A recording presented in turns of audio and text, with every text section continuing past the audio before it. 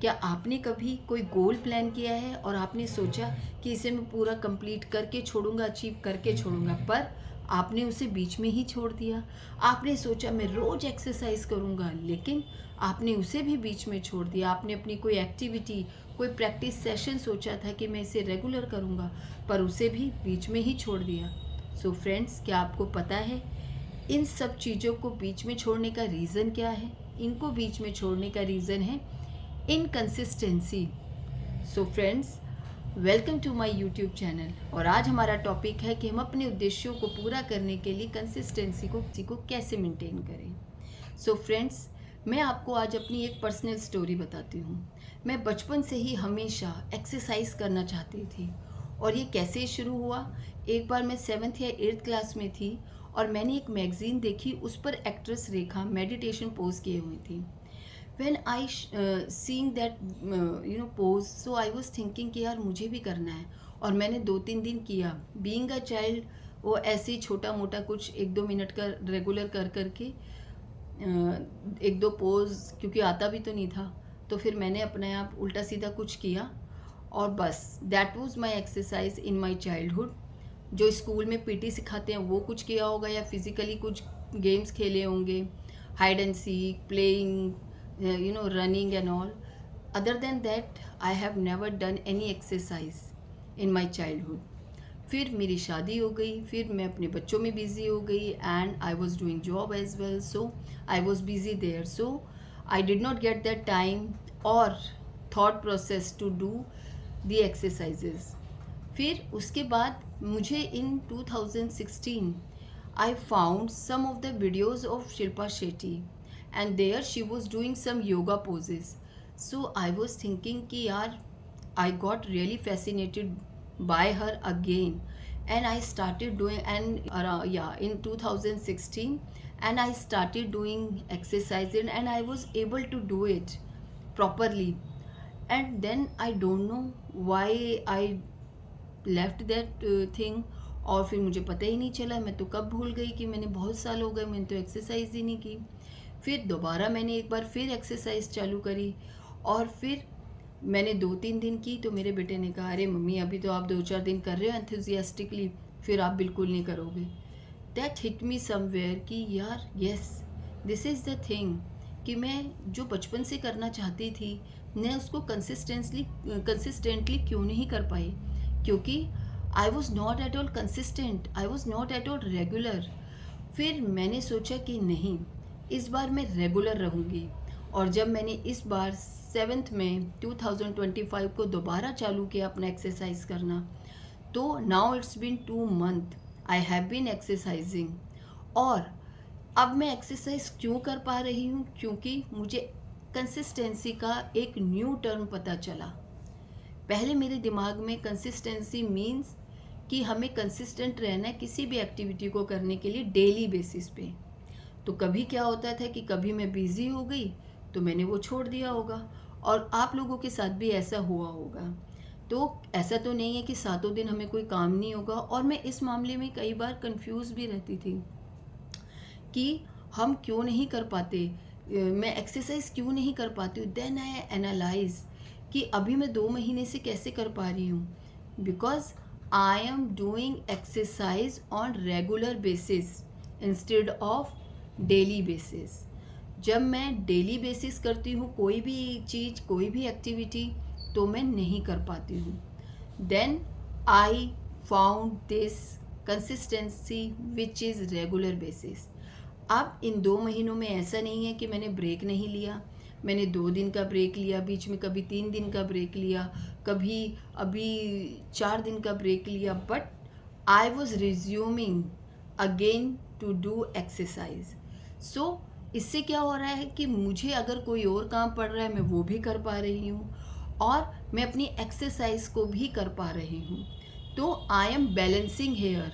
अभी क्या था, जब रेगुलर बेसिस पे करते हैं हम बाकी चीज़ों को साइड कर देते हैं, या वो काम ही नहीं करेंगे हम, लेकिन वो काम भी तो उतने ही ज़रूरी हैं, और ये काम भी बहुत ज़रूरी है। So if we maintain consistency on regular basis, तो हम अपने बैलेंस कर पाएंगे लाइफ को। और दूसरा, कि मैंने एक अपनी पर्सनल स्टोरी और बताती हूँ आपको कि मैंने 2019 में अपना एक यूट्यूब चैनल खोला और उसको मैंने 10-12 वीडियो डालने के बाद बंद कर दिया। मैंने देखा लोग तो देख ही नहीं रहे हैं, मैं इतना एफ़र्ट डाल रही हूँ पर लोग देख ही नहीं रहे हैं। मेरे लॉन्ग वीडियोस पर भी 20 व्यूज़ हैं या 15 व्यूज़ हैं। So I thought people are not liking my videos, so I left making videos. And then in 2025 I again resumed making videos, and my thought process was this time is कि if I won't get any views, so I will not be unhappy. I would be thinking कि it's okay, my content is good, I have to remind myself why I have started this channel. सो मेरा अभी purpose मुझे अपना याद था, तब भी मेरा पर्पस यही था, to help people. I am a very empathetic person, and आई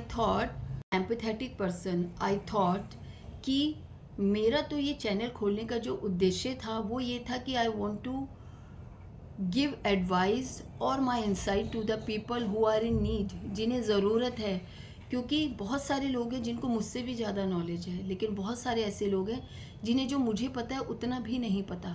तो मुझे ऐसे लगा शायद मेरी वीडियो वो लोग ज़रूर उन लोगों तक जाएगी जिनको इसकी ज़रूरत है।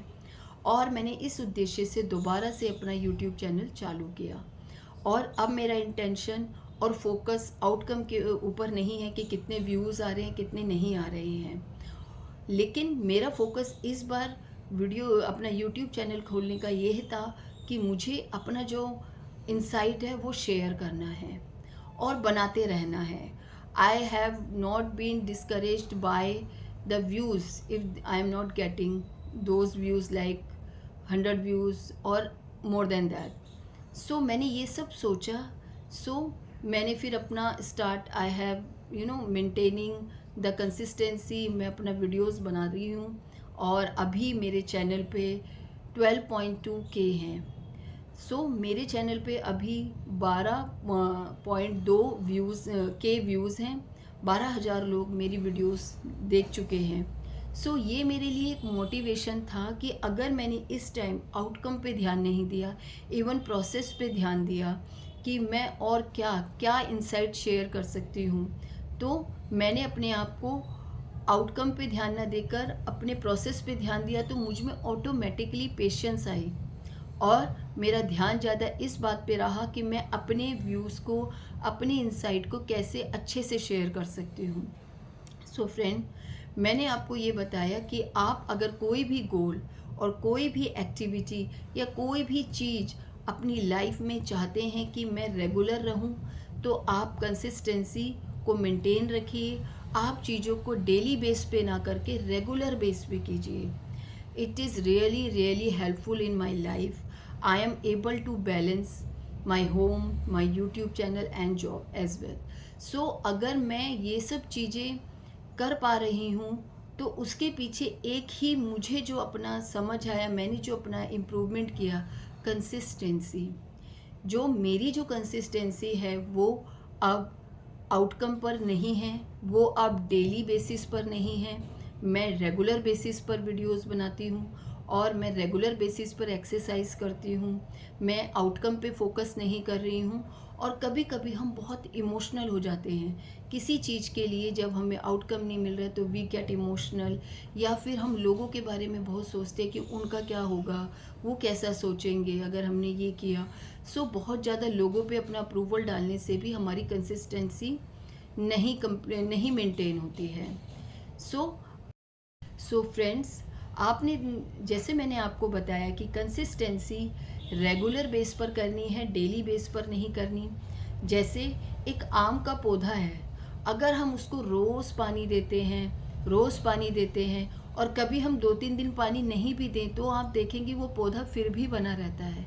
लेकिन अब आप उसे बिल्कुल ही पानी देना छोड़ दें तो वो पौधा मुरझा जाएगा। लेकिन अगर आप फिर से 4 दिन बाद उसे पानी देंगे तो वो पौधा फिर से खिलखिलाने लगेगा। और अगर इस एग्ज़ाम्पल से मैं आपको ये समझाना चाहती हूँ कि यहाँ पर भी रेगुलर पानी देने से वो पौधा जो है ग्रो करेगा। दूसरा, अगर आप उसी पौधे को पानी दे रहे हैं और सोच रहे हैं यार अभी तक इसमें आम क्यों नहीं आए, अभी तक इसमें आम क्यों नहीं आए, तो क्या आपके ऐसा सोचने से आम आने लगेंगे? नहीं। आपको अपना ये काम, आपको प्रोसेस को एंजॉय करना है, आपको उसे रोज़ पानी देना है, आपको एंजॉय करना है कि हाँ मैं एक पौधे को पानी दे रहा हूँ, भगवान ने मुझे कितनी अच्छी एक पोजीशन दी है कि जहाँ I am able to help, I am able to serve trees, कि मैं उनको पानी देकर बड़ा कर रहा हूँ।